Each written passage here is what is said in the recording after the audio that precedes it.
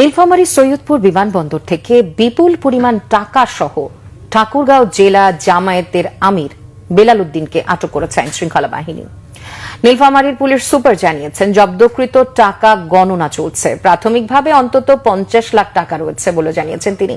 আটকের পর প্রাথমিক জিজ্ঞাসাবাদে বেলাল উদ্দিন জানান, ব্যক্তিগত কাজে এই টাকা নিয়ে যাচ্ছিলেন তিনি।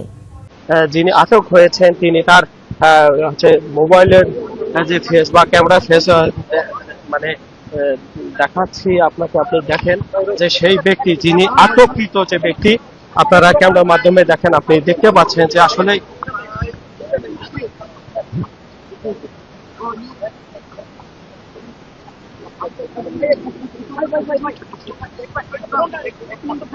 ফেসটা দেখাও না, ফেসটা দেখাও, ফেসটা দেখাও।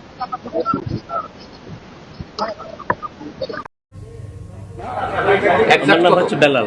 বেলাল, হ্যাঁ। বাড়ি কোথায়? বাবার নাম কি? বাবার নাম দবিরুল। দবিরুল? দবিরুল মানে কোন এমপিসি ছিল? হ্যাঁ, দবিরুল এমপি ছেলে আপনি? না না না। ও আচ্ছা আচ্ছা।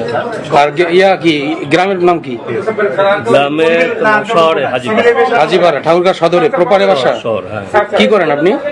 শিক্ষকতা। কোন স্কুলের?